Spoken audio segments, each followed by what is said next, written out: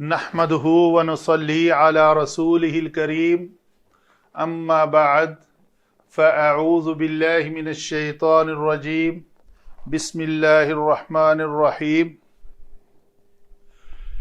آج ہمارا ٹاپک ہے جی اجوف معتل العین۔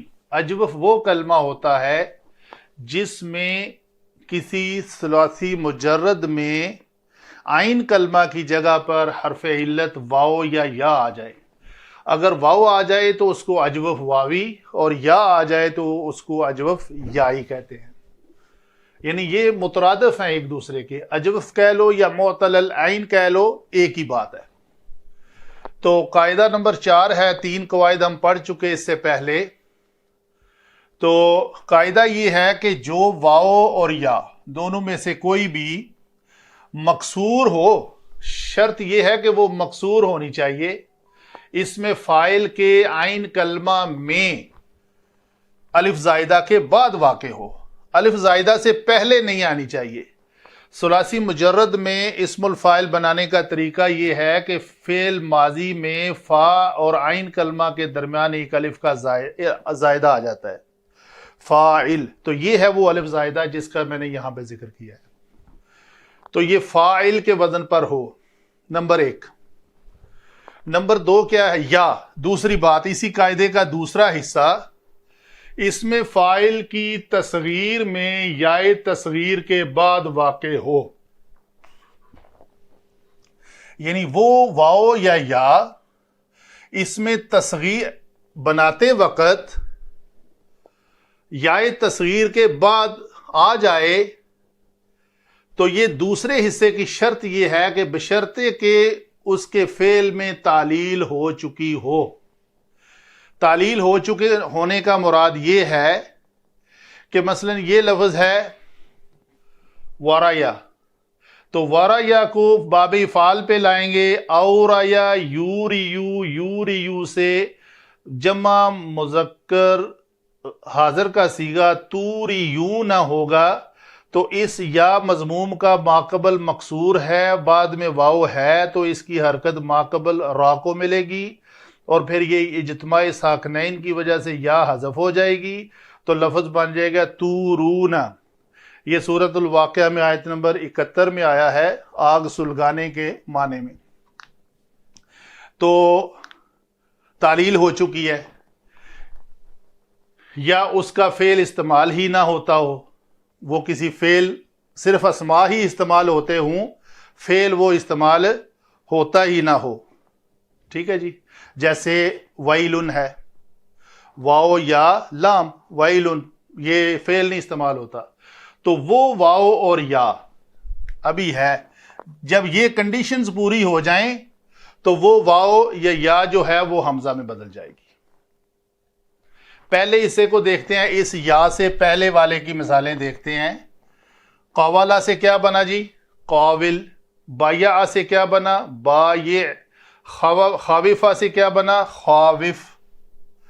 تو یہ الف زائدہ ہے، تو بایع میں یہ الف زائدہ آ گیا، قابل میں یہ الف زائدہ آ گیا، تو اس الف زائدہ کے بعد واو مکسور ہے تو حمزہ میں بدل گئی۔ الف زائدہ کے بعد یہ یا مکسور ہے تو یہ بائی بن گیا۔ خاوف میں الف زائدہ کے بعد واو مکسور ہے تو یہ خائف بن گیا۔ تو یہ تو ہوئی ہماری اس قاعدے کے پہلے حصے کی امپلیمنٹیشن۔ تینوں واو یا اور واو دوبارہ ہم نے لے لیا، تینوں کی مثالیں لے کے ہم نے یہ قائل بن گیا، قال قائل منہم کم لبثتم قالوا لبثنا یوما او بعد یوم، تو وہ ہے قائل۔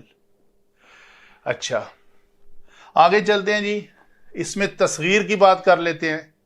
اس میں تصغیر بنانے کے کچھ قواعد ہیں، وہ یہ کہ جب اس میں تصغیر بنانا کسی ایسے لفظ سے مقصود ہو جو فاعل کے وزن پر ہو، جو کہ یہ قاول ہے، تو اس میں تصغیر بنانے کے قواعد میں یہ شامل ہے کہ وہ الف زائدہ جو ہے وہ واو میں بدل جاتا ہے، تو یہ کوئی ویلن ہو جائے گا۔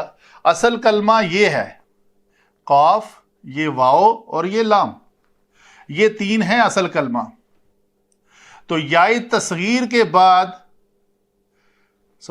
یہ یائے تصغیر ہے، یہ ہے اصل کلمہ قاف واو لام.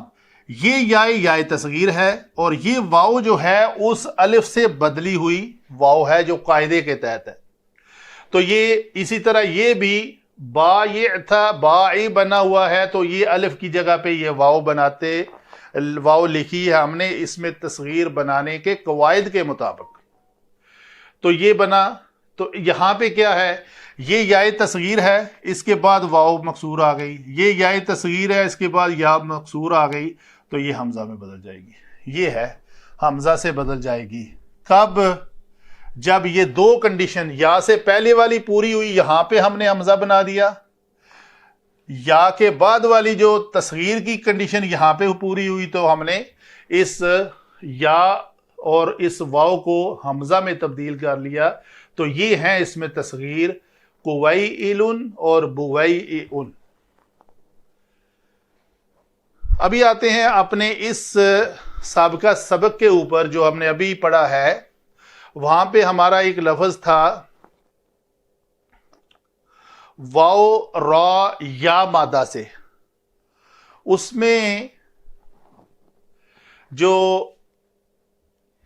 یاقوت والمرجان ڈکشنری میں لکھا ہوا ہے کہ اس کی دو رائے ہیں، کہ ایک مادہ اس کا واو را یا ہے اور ایک ہے کہ اس کا مادہ واو را اور حمزہ ہے.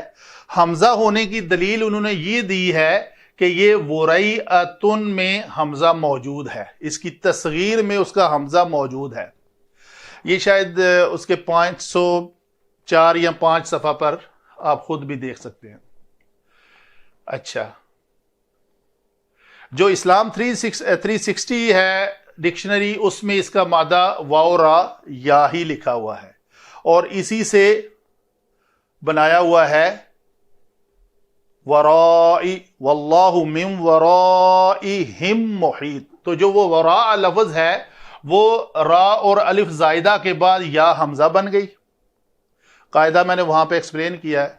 تو مقصد میرا کہنے کا ہے کہ اس کا یا مادہ ہونا زیادہ ایتھنٹک ہے، کیونکہ جب ہم نے اس میں تصغیر کے قواعد پڑھے تو وہ جو انہوں نے دلیل لکھی ہوئی ہے ورعیۃن کی کہ اس میں حمزہ موجود ہے، وہ حمزہ بھی اس میں تصغیر کے قواعد کے مطابق یا تصغیر کے بعد یا جو ہے وہ حمزہ میں بدل جاتی ہے. یہ قاعدہ ہے. تو وہ تو یا سے ہی بدلی ہوئی حمزہ ہے. ٹھیک ہے جی. تو اس لیے ہم اس کو زیادہ قیاس یہی صحیح ہے کہ یہ اس کا مادہ جو ہے واو را اور یا ہی ہو.